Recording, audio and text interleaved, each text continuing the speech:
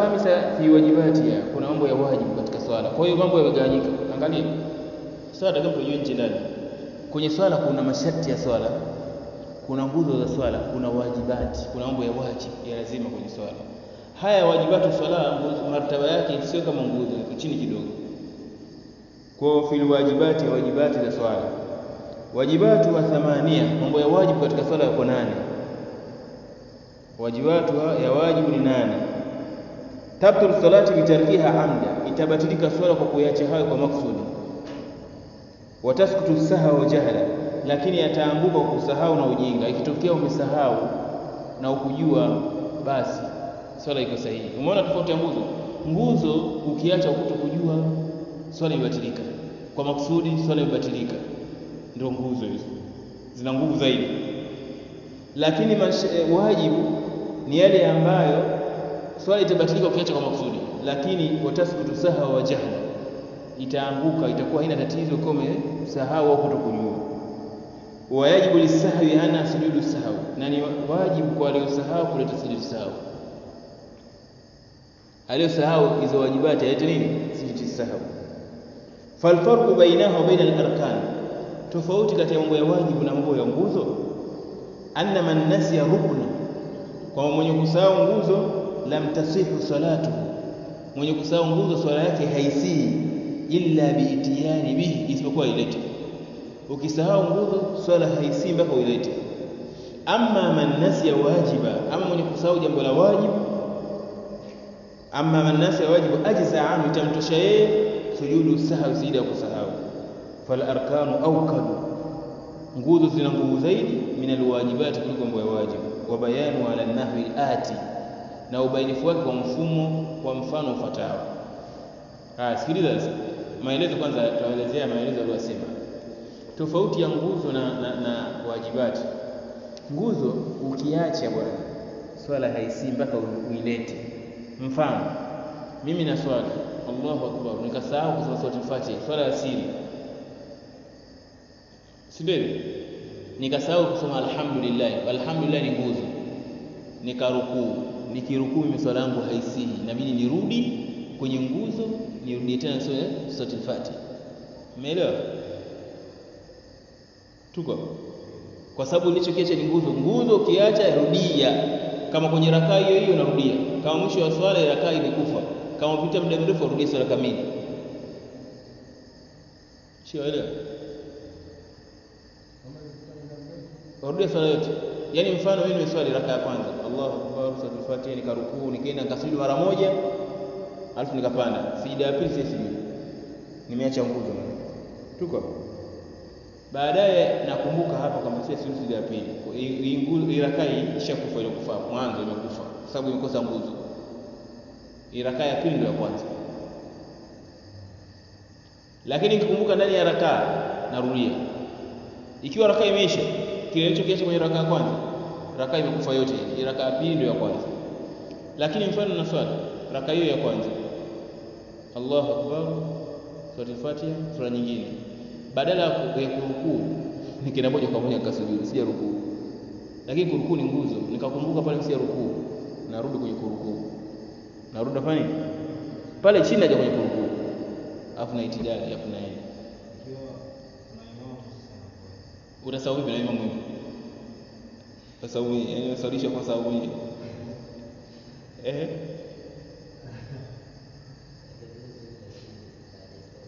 aje soma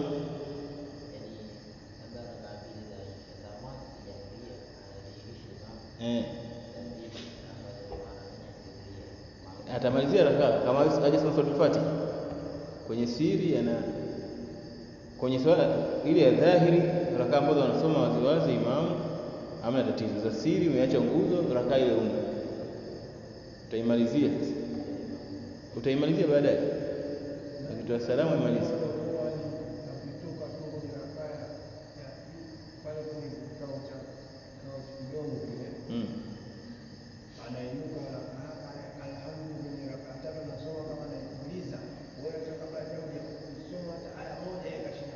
Nani imamu? Dhambi kwake yeye, lakini mkwepe imamu huyo. Labda na spidi anamaliza, lakini pia ukwepe unakuwa una utulivu.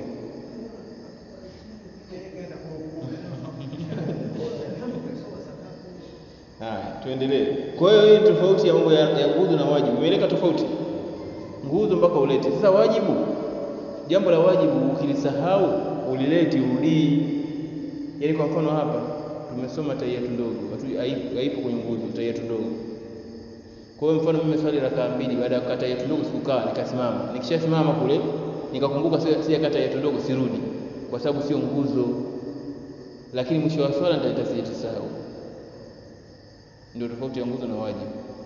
Nguzo nitarudia hapo nitaleta sahau. Wajibu sirudii na nitaleta sahau tu peke yake.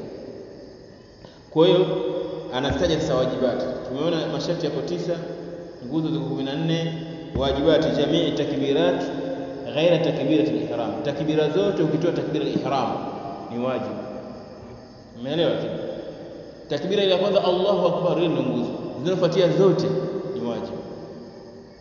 Wa huwa ma yusama bitakbir al-intiqal. Na hizo ndio zinazoitwa takbira za kuhama, intikali kuhama. Wa huwa nazo maana zile ambazo yusama zinaitwa takbir al-intiqal, takbira za kuhama.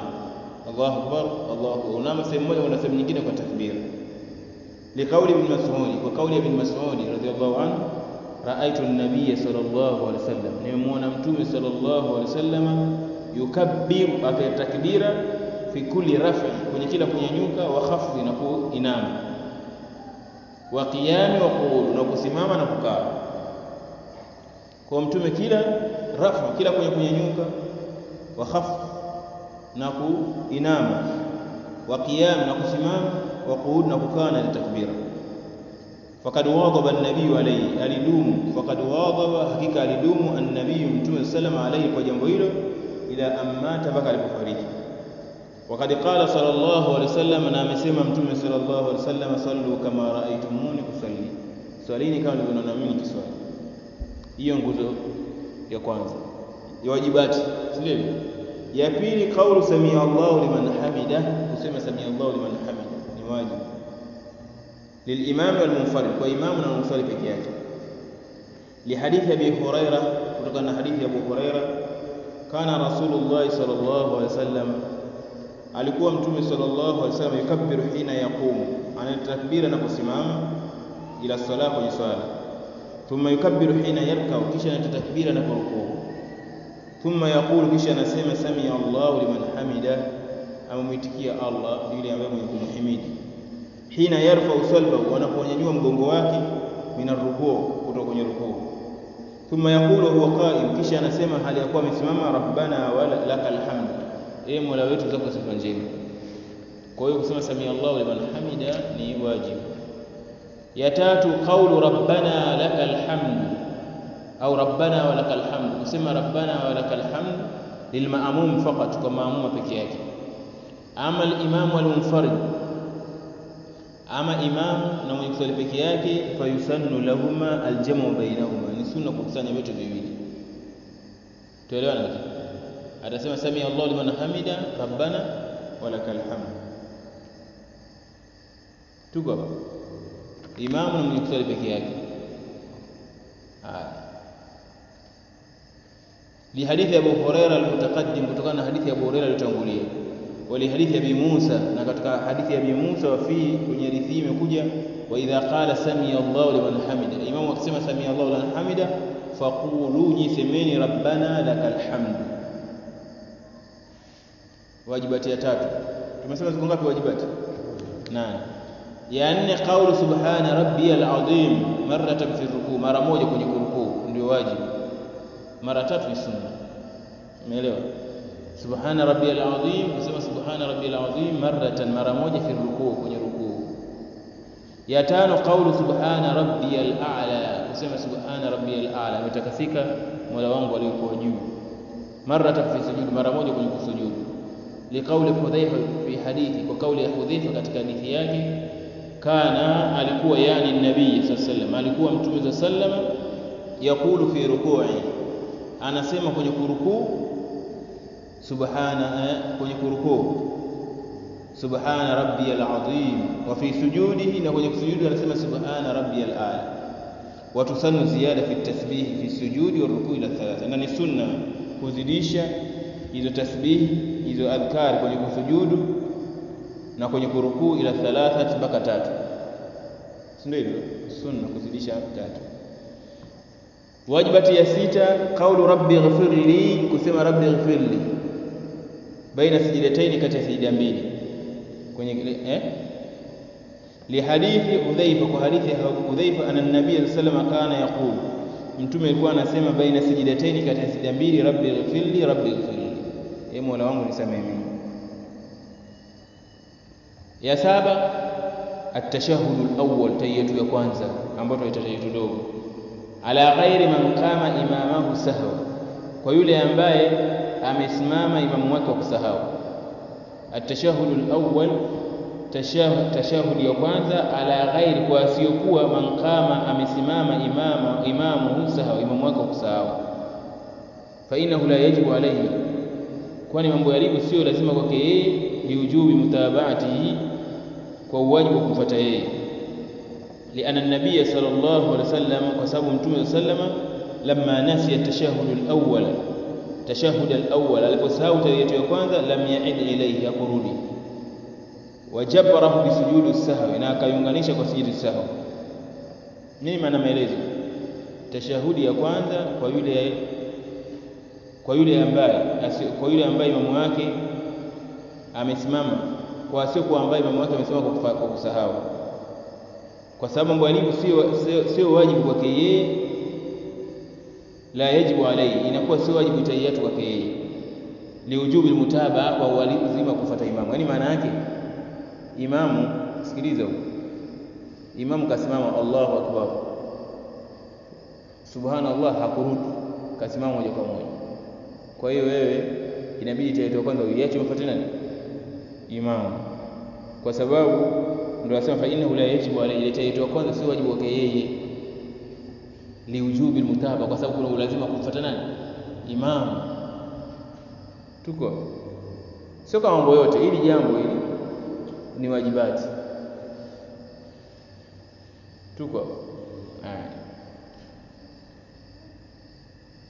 والتشهد الأول هو تحية وقال tunasema التحيات لله, maamkizi mema ni ya Allah, wassalawat wattayyibat, na swala za Allah, wattayyibat, na mazuri yote ni ya Allah. Assalamu alayka ayuha nabii, amani iwe juu yako wewe mtume, wa rahmatullahi wa barakatuh, na rehema za Allah na baraka zake. Assalamu alayna, amani iwe juu yetu, wa ala ibadillahi salihin, na juu ya waja Allah wema.